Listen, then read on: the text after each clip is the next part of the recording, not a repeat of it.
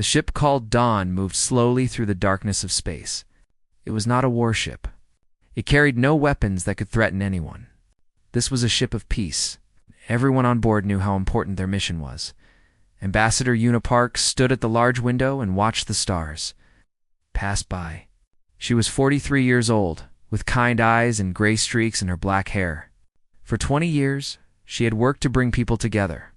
Now she had the most difficult job any human had ever received. She would speak for all of Earth. Captain Tai-Ho Lee walked up beside her. He was a tall man with a serious face, but his eyes were warm when he looked at Una. They had known each other for many years. "We will arrive in 6 hours," he said quietly. "Are you ready?" Una smiled, but it did not reach her eyes. "I have practiced my speech 100 times. I know every word. But ready? I do not think anyone can be ready for this." Outside the window, a massive structure appeared. It was the council station called Eternity's Ark. The station was bigger than any city on Earth. Thousands of ships flew around it like insects around a light. Each ship belonged to a different species. The Galactic Council had ruled the galaxy for 12,000 years. 47 species worked together under their laws. Humanity was not one of them. 50 years ago, humans discovered they were not alone.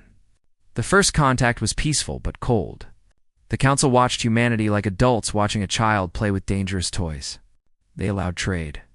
They allowed limited travel. But they never allowed humans to join them.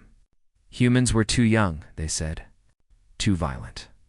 Too primitive. Una believed she could change their minds. The Dawn docked at the station. Una walked down the ramp with her team. Lieutenant Jiwoo Kong walked beside her. Jiwoo was young and strong, trained to protect Una with her life. But today, she wore no armor. Today, they came in peace. The air inside the station smelled strange. It was filtered for dozens of species, and it made Una's nose itch. Alien beings of all shapes and sizes walked past them. Some had scales, some had feathers, some floated in the air. A few looked at the humans with curiosity. Most did not look at all. A tall figure approached them. It was a Moreth, with blue skin and 4 arms. His name was Counselor Dren, and he was their guide. "Welcome to Eternity's Ark," Dren said. His voice was smooth, but his yellow eyes were cold. "The Council will see you tomorrow. Until then, you will stay in the visitor quarters." "Thank you, Counselor," Una said with a bow. "We are grateful for this opportunity." Dren made a sound that might have been a laugh. "Opportunity, yes. We shall see what comes of it." He turned and walked away. Jiwoo leaned close to Una. "I do not trust him," she whispered. "Neither do I," Una replied. "But we must try anyway." The next day, Una stood before the Galactic Council. The chamber was enormous. Seats rose up in circles, hundreds of them, filled with representatives from across the galaxy. At the center sat High Arbiter Velos. He was ancient, his body more machine than flesh. His eyes glowed with cold blue light. "You may speak human," Velos said. His voice echoed through the chamber. Una took a deep breath. Her heart was beating fast, but her voice was steady. "High Arbiter, honored counselors, I come before you today not as a conqueror, not as a threat. I come as a messenger of hope." She looked around the chamber. Some faces showed interest. Others showed boredom. A few showed open hatred. "Yes, humanity has a violent history," she continued. "We have fought wars. We have hurt each other. This is true. But we have also learned. We have grown. We ended our wars. We united our planet. We reached for the stars not to conquer, but to explore, to learn, to find friends." Counselor Dren laughed from his seat. "Friends. Your species killed millions of your own kind just 2 centuries ago. How can we trust you?" "Because we changed," Una said firmly. "Because we looked at what we had done and said never again, and we meant it. For 150 years, there has been no war on Earth, no genocide, no conquest. We are not perfect, but we are trying. Is that not what matters?" She held up a small device. "I bring gifts from Earth, music, art, stories, the the best of what humanity has created. I offer them freely to the Council as a sign of our good intentions." High Arbiter Velos leaned forward. "Pretty words. Pretty gifts? But words and gifts are easy. What guarantee do we have that humanity will not return to violence?" Una met his glowing eyes without fear. "None. I cannot promise you that no human will ever do wrong again. But I can promise you this: if you accept us, we will work every day to prove we deserve your trust. And if we fail, you may judge us then. But do not judge us for crimes we have not committed. Do not punish us for sins we have not done. Give us the chance to show you who we truly are." The chamber was silent. Then slowly, a counselor began to clap. Then another. Soon, half the chamber was applauding. The other half sat in cold silence. Counselor Dren's face twisted with anger. "High Arbiter." Velos raised a hand, and the chamber fell quiet. "We will vote in 3 days," he announced. "Until then, the human delegation will remain as our guests." Una bowed. "Thank you, High Arbiter." As she left the chamber, Captain Taiho was waiting for her. "That was incredible," he said. "I think you actually convinced some of them." Una allowed herself a small smile. "Some, but not all. And it is the ones I did not convince that worry me." That night, Una sat alone in her quarters. She looked at a photograph of Earth, blue and green and beautiful. She had left behind her family, her home, everything she loved. She had done it because she believed peace was possible. She believed that the galaxy could be better. She did not know that in 3 days she would be dead. She did not know that her words of peace would spark a war. She did not know that the galaxy would soon learn to fear the species they had dismissed as primitive. But tonight, she still had hope. And sometimes hope is the most dangerous thing of all. 2 days passed on the station. The vote was tomorrow, and the news was good. Early counts showed that humanity might win. More than half the council seemed ready to vote yes. Una allowed herself to feel something she had not felt in months. She felt joy. A message arrived that evening. Several friendly counselors wanted to meet her privately. They wanted to celebrate early. They wanted to welcome humanity to the galactic family. "I do not like this," Lieutenant Jiwoo said, as Una prepared to leave. "A private meeting? No security? It feels wrong." "These are our friends," Una replied. "They supported us when others did not. We cannot insult them by bringing guards to a celebration. At least let me come with you." Una thought for a moment, then nodded. "Very well, but no weapons. We are guests here." Jiwoo did not like it, but she agreed.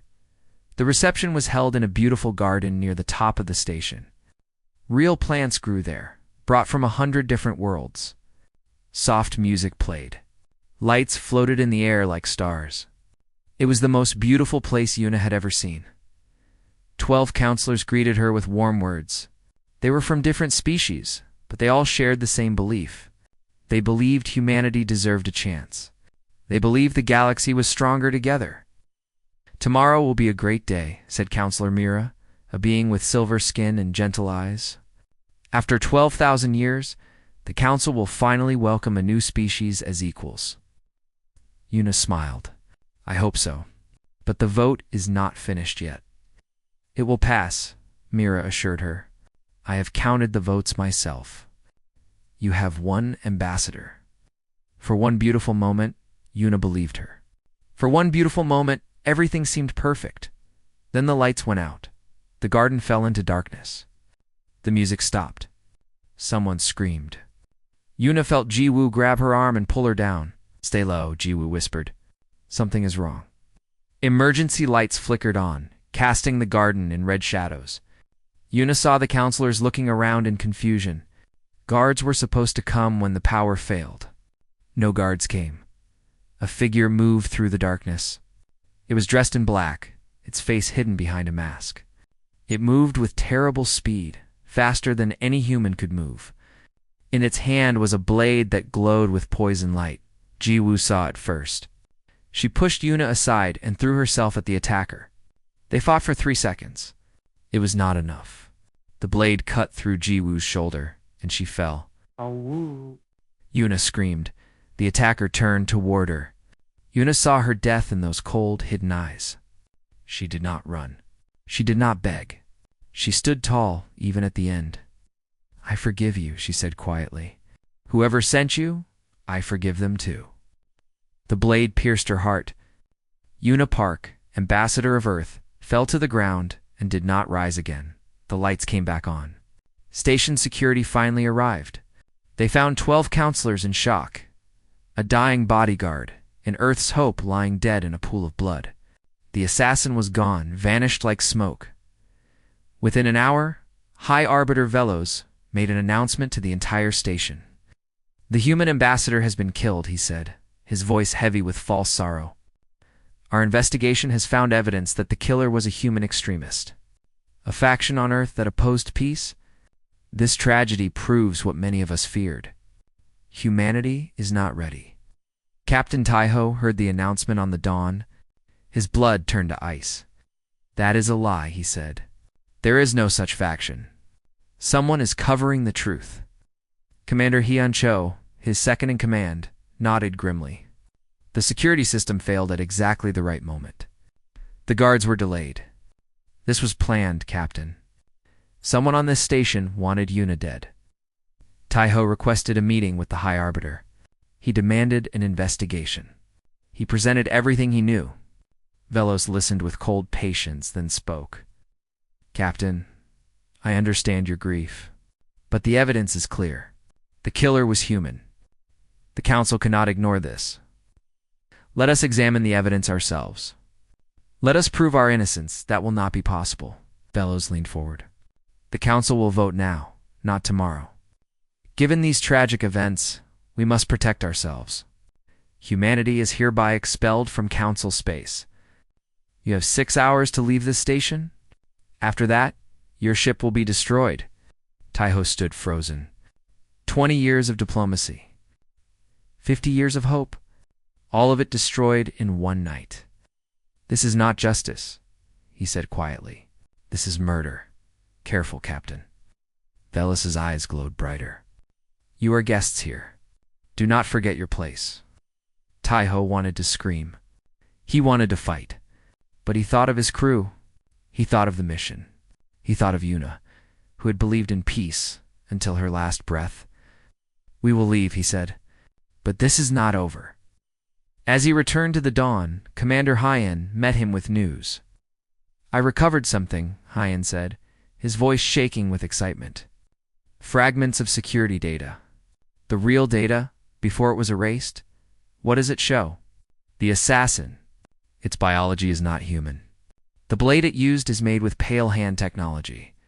And the signal that disabled the security grid? It came from Counselor Dren's personal quarters." Taiho stared at him. The truth was worse than he had imagined. This was not the act of one killer. This was a conspiracy. The Council itself had murdered their ambassador. "Save everything," Taiho ordered. "Encrypt it. Hide it. They cannot know we have this." The dawn departed from Eternity's arc with 1 minute to spare. As the station grew smaller in the window, Taiho stood where Yuna had stood just days before. He looked at the stars she had loved. "Ah! They killed you because they feared what you represented," he whispered. "They killed you because you showed them a better way. But they made a mistake, Yuna. They think they have silenced humanity. They have only woken us up." The medical bay. Lieutenant Jiwoo opened her eyes. She was alive. Barely. The first thing she asked was about Yuna. When they told her the truth, she did not cry. Her face became stone. "Take me home," she said. "Take me to Earth. They need to know what happened here." The dawn turned toward home. Behind them, the Galactic Council celebrated. They believed they had solved the human problem forever. They believed they were safe. They had never been more wrong. The dawn arrived at Earth 3 weeks later. The news had traveled faster. By the time Captain Taiho landed, the whole planet already knew. Ambassador Yuna Park was dead. Humanity had been expelled from Council space. The dream of peace was over, but the people of Earth did not weep. They did not panic. They waited. They watched. And in their hearts, Something old and dangerous began to wake up. The United Earth Parliament met in emergency session. Every seat was filled. Leaders from every nation sat together in silence, waiting for their president to speak. President Mingy Beak stood at the center of the chamber. She was 60 years old, with short gray hair and scars on her hands from the resource wars she had fought in her youth. She had seen what humans could do to each other. She had hoped they would never have to do it again. 3 weeks ago, she began, Ambassador Unipark was murdered. She was killed not by criminals, not by extremists, but by the Galactic Council itself. The beings who claimed to represent galactic peace and justice assassinated our messenger of peace. Ow. She looked around the chamber. Every eye was on her. We have proof. Commander Heian Cho of the Dawn recovered security data before it was erased. The assassin was not human. The weapon was made by a criminal organization called the Pale Hand, and the signal that allowed the attack came from Counselor Dren of the Morith Dominion. She pressed a button, and the evidence appeared on every screen. Video, data, communications, the truth. Impossible to deny. The Council murdered our ambassador. Then they blamed us. Then they expelled us. They think we are weak. They think we are afraid. They think we will accept this injustice and crawl away. Her voice grew harder. They are wrong.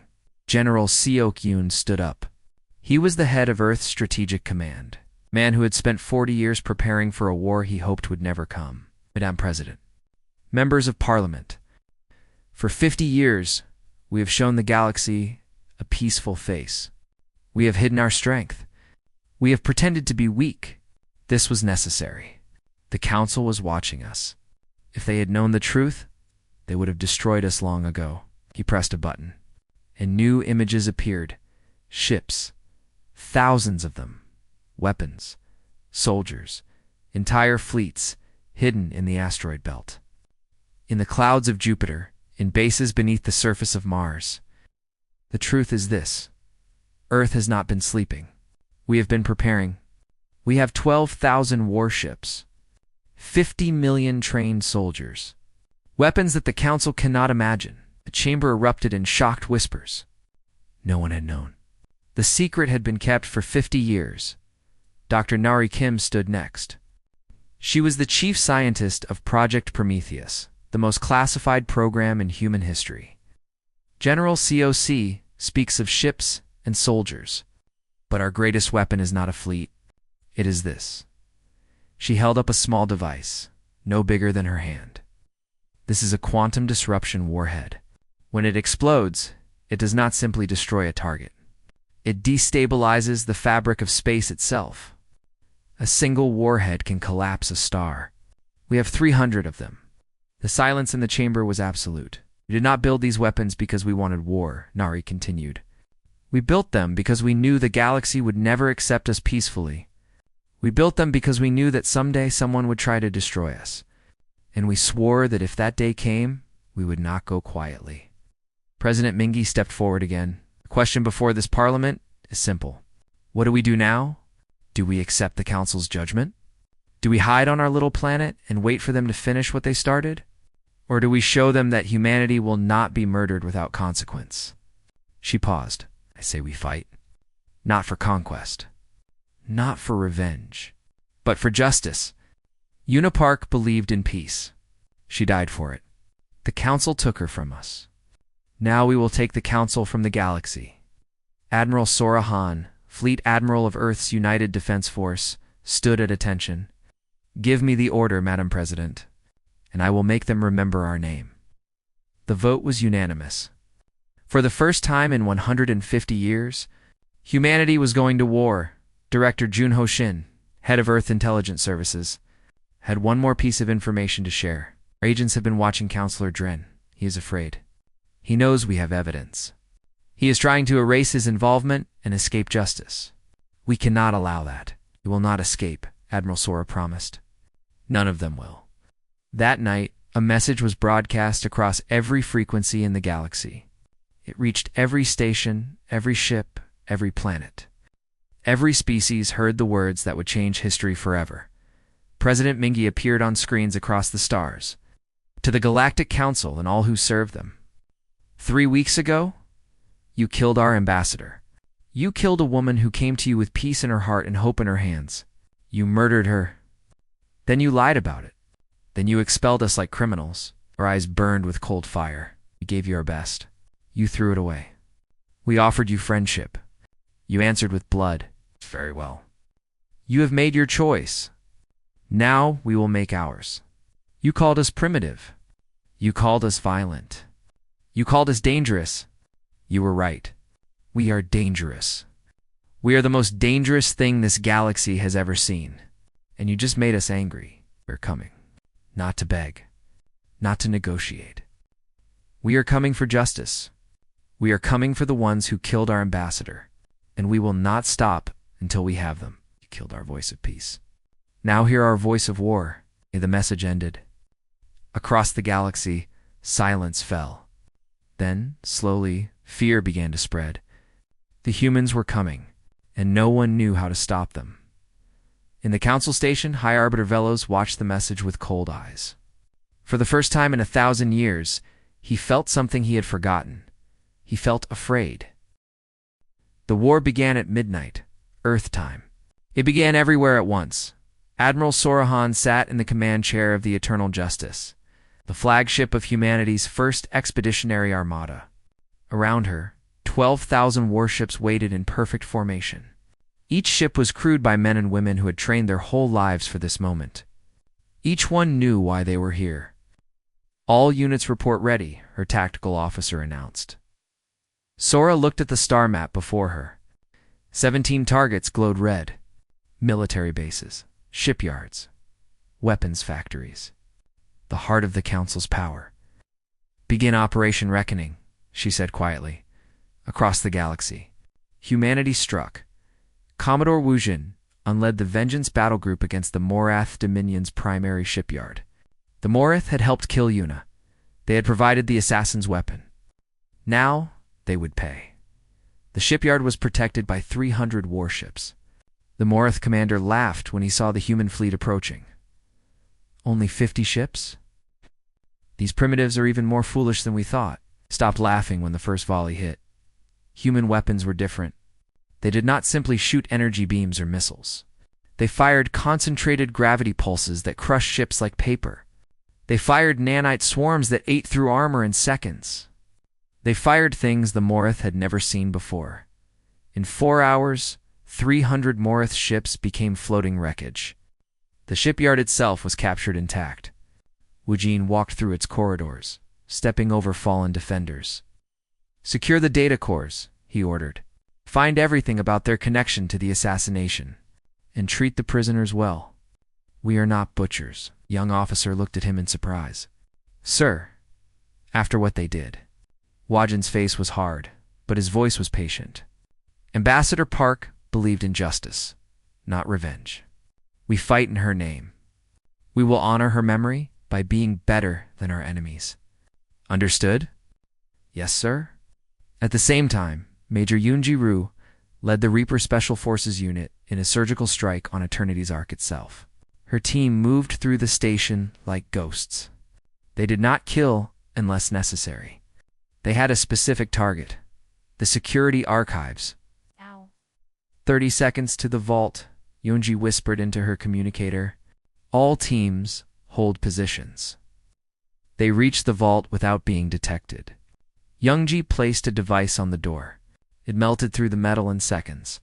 Inside, rows of data cores contained every secret the Council had tried to hide. Download everything, she ordered. The galaxy will see the truth. An alarm blared. Station security had finally noticed them. We have company, one of her soldiers reported. 20 hostiles approaching. Hold them off. I need 2 more minutes. The firefight was brief but intense. Human soldiers moved with precision and speed that shocked their enemies. By the time Yoonji finished the download, 15 council guards were unconscious. None were dead. Mission complete, she reported. Returning to extraction point, the data she carried would expose every lie the council had told.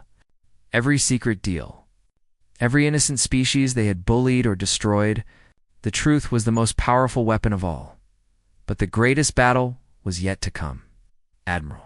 Korvax of the Council's combined defense fleet was the most experienced military commander in the galaxy. He had won 100 battles against a dozen species.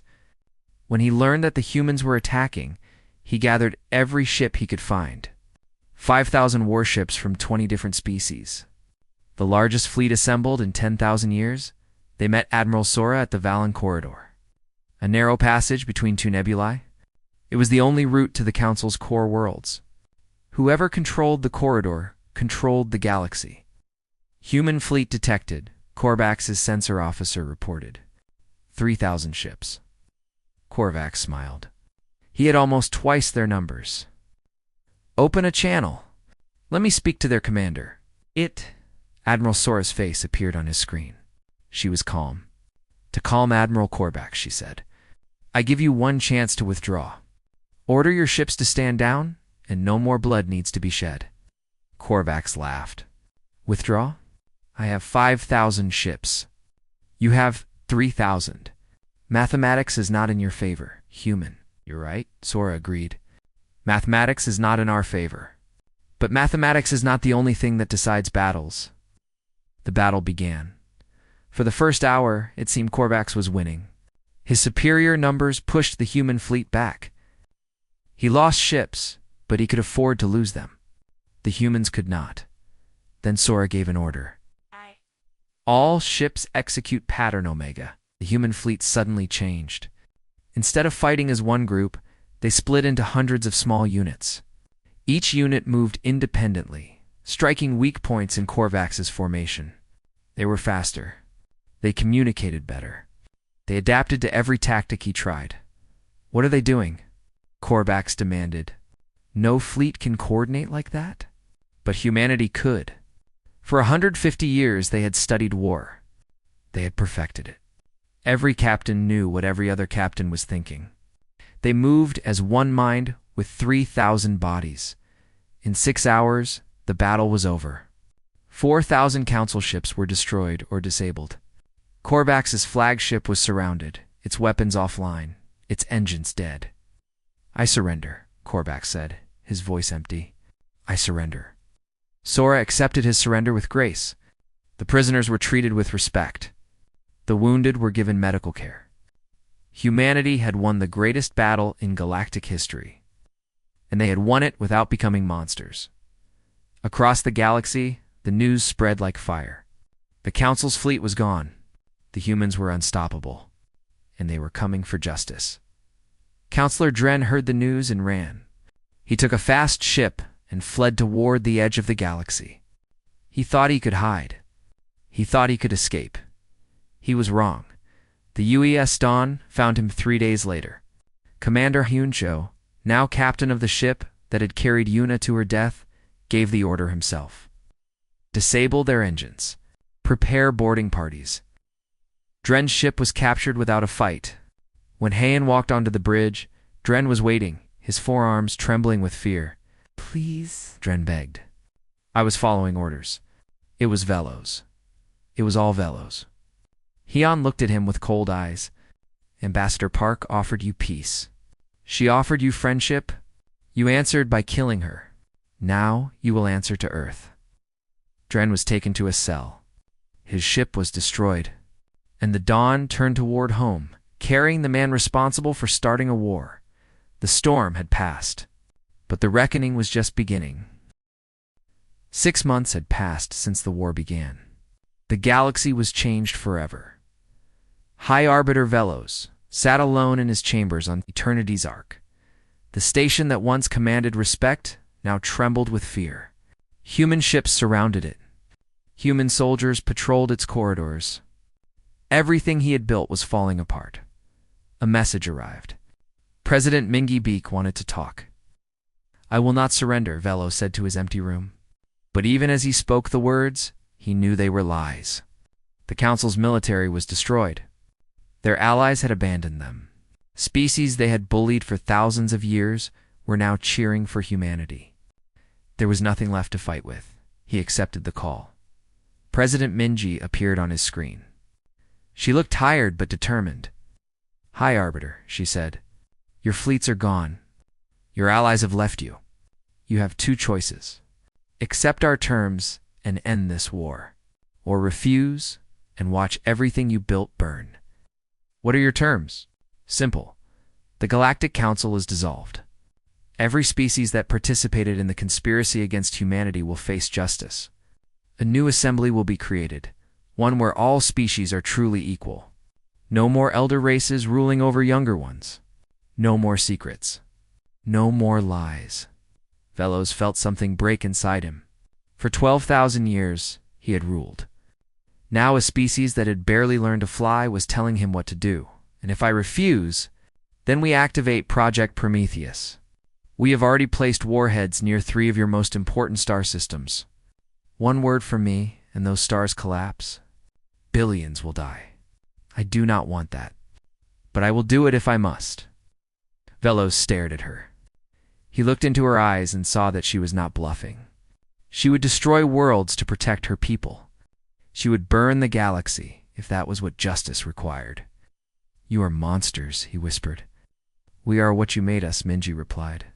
You had a chance to accept us as friends. You chose to make us enemies. This is the result. The silence stretched between them. Finally, Velos lowered his head. I accept your terms. The trial of Counselor Dren was broadcast across every planet in the galaxy. Billions watched as the evidence was presented. The security footage, the communications, the payment records. Everything was shown impossible to deny. Dren tried to defend himself. He blamed Velos. He blamed the Council. He blamed everyone but himself. But the truth was too clear. He had ordered the assassination. He had chosen the weapon. He had killed Ambassador Una Park because he was afraid of what she represented. The verdict was guilty. The sentence was life imprisonment on a remote asteroid station, alone with his crimes forever. Some said it was too merciful. They wanted death. But President Ming-Yi refused. Una did not believe in death, she said. She believed in redemption, even for those who do not deserve it. We will honor her memory by showing mercy, even when it is hard. The old Galactic Council was formally dissolved in a ceremony watched by trillions. High Arbiter Velos surrendered his position and his power. He was allowed to live, but he was stripped of everything. He would spend his remaining years as an ordinary citizen. Watching the galaxy he once ruled learned to live without him. In its place, a new galactic assembly was created. Humanity was not just a member. They were a founding species, given equal voice with the oldest civilizations in the galaxy. The Prometheus weapons were placed under joint control, a deterrent against any species ever trying to dominate the others again. The ceremony was held in a new building on Eternity's Arc. At its entrance stood a statue of Ambassador Una Park. She was carved from white stone, her hands raised in welcome, her face peaceful. Below her was a simple inscription. She spoke for peace. She died for hope. She is remembered. Lieutenant Ji Wukong stood before the statue. Her shoulders still ached from the wound she had received trying to save Una. It would never fully heal. She did not mind. It reminded her why she was here. Ambassador Ji Wukong, said a voice behind her. It is time. She returned. A young aide was waiting to escort her to the assembly chamber. She was Earth's first permanent representative to the new government. She would continue Una's work. I am ready, she said, as she walked toward the chamber. She passed Captain Tai-Ho Lee. He was in formal uniform, there to witness the moment they had all fought for. She would be proud of you, he said quietly.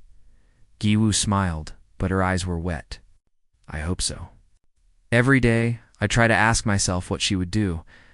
Every day, I try to be worthy of her memory. You are, Tai-Ho assured her. More than you know. Admiral Sora Han announced her retirement that same day. She had won the greatest war in galactic history, but she did not want to be remembered as a warrior. We built these weapons because we had to, she said in her final address. We fought this war because we had no choice. But now we must choose peace. We must choose to be better. If we become like the Council, if we use our power to bully and dominate, then we have lost even in victory.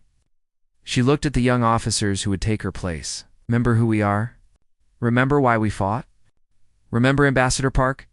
And never let humanity become the thing we destroyed. 1 year after the war ended, Captain Tai-Ho Lee visited Earth for the last time. He went to a garden outside the United Parliament building. There another statue of Una stood, smaller than the one on Eternity's Ark, but no less beautiful. He carried something in his hands.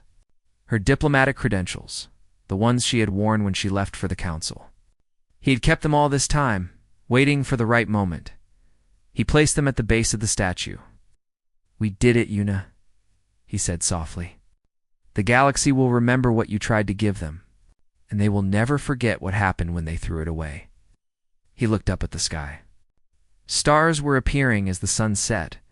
Somewhere out there, human ships patrolled the trade routes. Human diplomats worked to build bridges between species. Human scientists shared their knowledge freely. The galaxy was changing, slowly but surely, becoming the place Una had dreamed of. "They know our name now," Tai-Ho whispered. "They know what we can do. But more importantly, they know what we choose not to do.